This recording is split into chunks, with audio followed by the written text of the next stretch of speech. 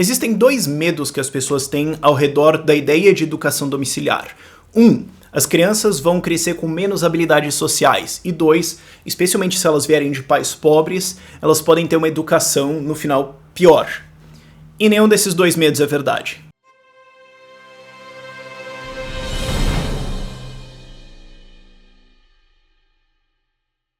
Todos os artigos científicos que a gente está usando para embasar isso aqui vão estar lá na descrição, e são artigos em inglês porque lá nos Estados Unidos, Canadá, etc., que você tem muito mais gente, você tem 2 a 3 milhões de crianças fazendo educação domiciliar, enquanto aqui no Brasil a amostra é 2 a 3 mil famílias diferentes fazendo educação domiciliar. Então, ainda não tem tanta ciência aqui, mas eu imaginaria que eles teriam os mesmos resultados. Como a gente vai ver ao longo da discussão aqui, as premissas devem ser mais ou menos as mesmas, a situação é mais ou menos a mesma. E, primeiro mito. A criança vai ter menos habilidades sociais porque ela não vai para a escola, ela não socializa com outras crianças, ela não tem experiência social, então ela vai crescer incapaz de fazer amigos e blá blá blá. Ok, tem 3 estudos lá na descrição para você ver, são estudos cruzados, não é um só, ele estuda vários diferentes para chegar às conclusões, e os 3 concluem a mesma coisa. Ou tem a mesma habilidade social, os testes mostram resultados iguais, ou crianças educadas em casa têm habilidades sociais melhores e menos problemas de comportamento. O que até faz sentido se você começar a pensar de novo um pouco no senso comum, porque a gente só tem aquela coisa de, se não for pra escola você não vai fazer amigos. Mas, ok, primeiro, educação domiciliar não é jogar uma criança dentro de uma sala, jogar um monte de livro e comida pra dentro e esperar que um dia ela abra a porta formada em medicina. Não é isso. Sim, existe um componente de educação em casa, do pai ajudando e também ensinando a criança a aprender sozinha, mas também tem vários componentes de sair pro mundo aprender as coisas. A ideia de educação domiciliar passa muito ao redor de aprender nas experiências e não só ficar numa sala fechado aprendendo sobre como o mundo funciona, que é a ideia da escola do governo. Mas enfim, porque você tem essa interação externa, você vai interagir com muito mais adultos, enquanto na escola do governo você vai interagir com crianças da mesma idade. E você não aprende habilidades sociais com crianças da mesma idade, e sim com adultos. É o que o Raymond Moore concluiu no livro dele The Hurried Child, em que ele argumenta que porque a criança está num ambiente muito grande de crianças da mesma idade, ela responde mal a isso e ela tem muito mais pressão para ser igual aos outros e não se destacar por causa de problemas com bullying e pressão social. E também, você está aprendendo habilidades sociais com outras crianças, você não tem tanto tempo de exposição a adultos ou adultos interagindo com você e te mostrando através de reforço e punição o que você está fazendo certo e errado. Você está aprendendo comportamentos sociais de acordo com o que outras crianças da sua idade acham certo ou não, o que não é necessariamente funcional ou correto. Enquanto quando você está sendo educado em casa, você está vendo adultos, porque você vai interagir com as pessoas com que seus pais interagem, você vai interagir com crianças de outras idades, em grupos de escoteiro, em grupos de teatro, em grupos de artes marciais, em grupos de esportes, seja lá o que for. Você vai ter uma gama muito maior de interação social que vai te ensinar muito melhor.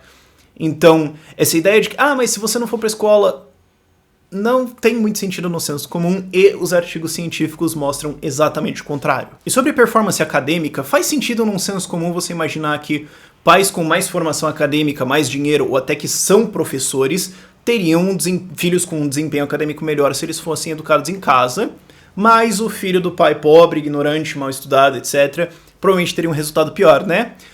Não! Tem vários estudos na descrição também apontando isso, mas tem um que aponta que crianças educadas em casa têm um score consistentemente entre 84 e 89 percentil comparado à educação da escola do governo, que seria 50 percentil. Percentil é o quanto na frente dos outros você tá. Então uma criança educada em casa tá na frente de 85% das crianças, enquanto uma criança educada nas escolas do governo tá na frente de 50% das crianças. Então, sim, a educação é significativamente melhor, muito significativamente melhor, e o estudo até tenta controlar para dizer, não, mas e se só os pais que sabem que os filhos vão ter notas boas colocarem eles nos estudos? Não, isso não afeta, e também ele tenta controlar para renda, para a educação dos pais, para se os pais são professores ou não, e só uma coisa realmente influencia o resultado das crianças, que é a educação dos pais, mas isso só realmente explica 2,5% do resultado final, da discrepância entre dados. Então, isso faz alguma diferença, mas muito pouco, e todo o resto não faz diferença. Se os filhos são meninos ou meninas, se os pais são professores ou não, e renda só realmente faz diferença acima de $70.000 por ano de renda dos pais, mas a diferença ainda assim é muito pequena, e os caras fizeram um estudo em margens de 30, 50 e 70 mil, até 30 mil, até 50 mil, até 70 mil e mais. Então pode ser que não faz diferença até os pais terem uma renda de $1 milhão por ano, e daí aí começa a fazer uma diferença. Então, por causa dessa divisão, você pode ter uma distorção nos números, mas ainda assim é realmente muito pequena, não faz diferença. Crianças educadas em casa, sim, tem um aproveitamento acadêmico muito melhor. Em nome da honestidade intelectual, para elaborar esse vídeo, eu tentei procurar artigos que dissessem o contrário. Crianças têm menos habilidades sociais quando elas são educadas em casa e elas têm resultados acadêmicos piores. E eu não encontrei nada. Então, você imaginaria que se tivesse alguma coisa mostrando isso, ela seria pregada na cara de quem defende educação domiciliar, mas não. Então, sei lá, se você sabe de alguma coisa, manda pra gente, eu vejo se a gente consegue explicar isso, ou falar, mas pelo jeito não tem nada. E eu tô querendo fazer muito mais vídeos sobre educação domiciliar, já tem várias linhas que a gente tá elaborando aqui no canal. Mas se você tiver alguma dúvida, coloca lá na descrição. Lembre-se de se inscrever no canal, porque aparentemente tem gente que vê os vídeos e não se inscreve. Ligar as notificações pra você saber quando eu coloco os vídeos aqui. E deixar um like lá, porque isso ajuda, e eu não gostava de ficar pedindo isso, mas aparentemente ajuda. Então, em nome da liberdade das pessoas, vamos pedir like. É esse ponto que chegamos. É isso aí. E o pessoal do Brasil Paralelo tá fazendo agora um curso de História do Brasil. São dezenas de palestrantes liberais, libertários e conservadores lá dentro para explicar como é que essa porcaria chegou nessa história agora. E vai ser muito legal para vocês. Tem um link aí na tela para vocês irem atrás e acompanhar. Ele vai estar na descrição também. Eles têm um take legal no Barão de Mauá. Eles vão atrás do Joaquim Nabuco, que é um herói liberal esquecido na história do Brasil, que lutou contra a escravidão. E eu quero colocar um trailerzinho agora também para vocês darem uma olhada e sentirem como é que vai ser a coisa. No final do 1800, começo do 1900, teve esses movimentos, essa sociedade de massa, os sindicatos, etc. Só que, exatamente como você muito bem lembrou, na mesma Itália, onde Mussolini aprovou a Carta del Lavoro. Mas a grande diferença é que Mussolini morreu. Nós matamos, não só do ponto de vista físico, mas do ponto de vista ideal. Enquanto Vargas aqui não morreu. O legado dele ainda está aqui. Ele não é visto como um ditador. Às vezes isso é estranho, né? Geralmente onde você teve isso, depois teve uma época de quebra, de ruptura.